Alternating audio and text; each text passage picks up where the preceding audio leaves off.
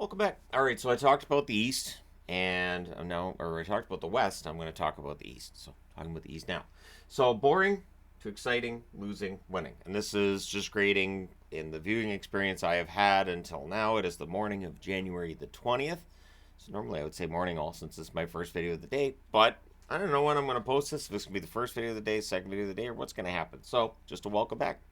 All right, so we'll start with Toronto. So Toronto's a team that in recent times the winning has been not as much as I think they'd like it to be. But is it exciting to watch the Leafs play? Yeah, it is. So I'm going to put the Leafs right about here. So not at the top in the winning, not quite at the top in the exciting, but definitely not a bad spot to be in. Detroit's been winning lately. Their games are pretty exciting. I wouldn't put them in the same category necessarily as the Toronto Maple Leafs. They're about equal to Toronto again at the time I'm recording this, so I'll put them a little bit less in the exciting and still on the winning side of things. Buffalo. Buffalo has really taken a bit of a drop from last year. Last year I would have had them right up in this area too, at least at this point. I really believed that they had every chance, and then nope. And this year so far it's just been a nope. So they're definitely on the losing side. I wouldn't put them in the really boring category, but it's not as enjoyable to watch them this year as last year. So I'll put Buffalo in there. Montreal style of hockey is not the most exciting. They do lose some games as well. They're 500 currently. Like at the time I'm recording this, they're 500. So in terms of winning and losing, they're about the same as Buffalo, but it can be boring. Now, it can be impressive, and we'll get into there's some teams that are impressively boring. Not as much in the West as in the East, but that's where I'm going to put Montreal. Tampa Bay, exciting, yeah. Winning, that's been a challenge at points during the year, so I'm going to put them more towards the exciting, even more so than Toronto, but not quite as high when it comes to the winning side of things, because again, in general this season, they've had their struggles at points, and so, but again, exciting to watch, sure. Carolina, not exciting. Carolina, when they're playing their game, so last night they beat Detroit, they hold Detroit to 11 shots, but winning, yeah. So I'm going to have them on the winning side, but towards the boring side, because it can be tough. The good news is the teams that are boring very often play very fast games. Not very many whistles, not a lot of penalties, definitely not a lot of fights, that kind of thing. New Jersey's exciting to watch. The winning side of it, not necessarily. I'm going to put them a little bit below the line, because again, at the time I'm recording this, they're a little bit below the playoff line. I still think they make the playoffs. I'd be very surprised if they don't, but at this point, that's where I have to put them. Philadelphia is impressively boring. That's the thing. I would put Philadelphia at boring. I'm going to put them right about here with the winning.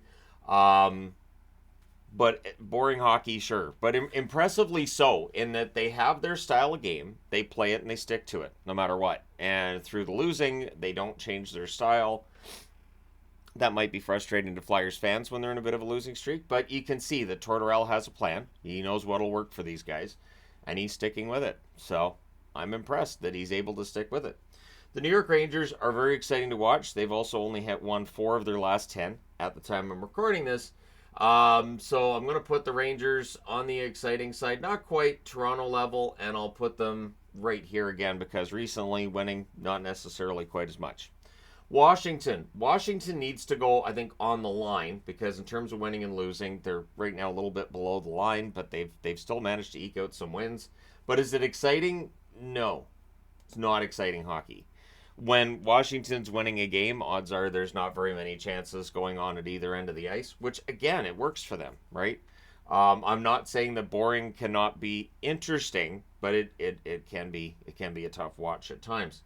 Columbus, not boring. Not winning either. So Columbus I would put on the exciting side of things, but down towards the bottom in terms of losing. Not necessarily right at the bottom, even though they're right near or at the bottom of the East at the time you're watching this. But, not boring games, though, with Columbus, generally. Fun to watch. Florida's always fun to watch. They're also a winning team. I'm going to put them up here. They did have the 9-game winning streak, so I might be showing a little bit of a bias in that they had that 9-game winning streak not long before I'm recording this video.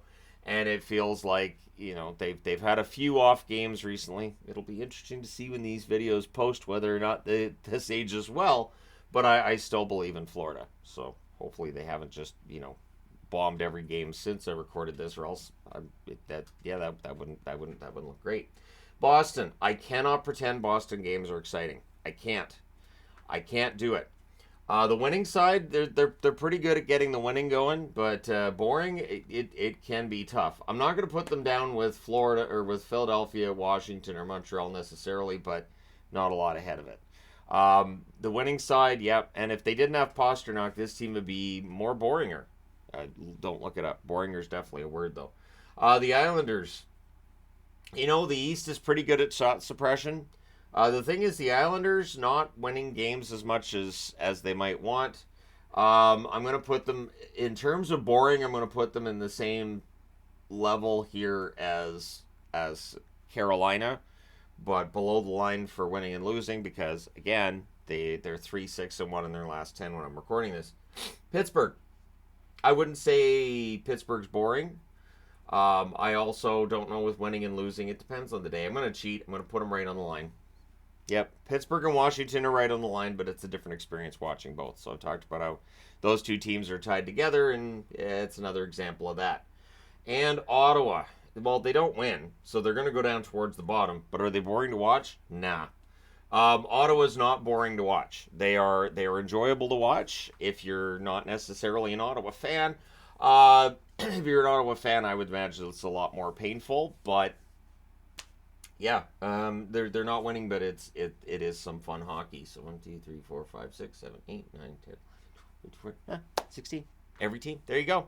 So yeah, the East is a little bit easier for me to plot out than the West. You definitely have. I feel like there's more teams that skew towards the boring side than the exciting side, but maybe it's a more defensively conscious conference than the West is. And it's one of the reasons why it's always fun to debate East versus West, because there are times where it feels like Western hockey is a little different than Eastern hockey in the NHL. And maybe it's a little more exciting when it comes to the Western versus the East. Although, again, Florida, pretty good on both ends of that. But let me know your thoughts in the comment section below, as always. Don't forget to hit like and subscribe if you have not done so already. And hey, thank you guys so much for all your support. I will talk to you again soon.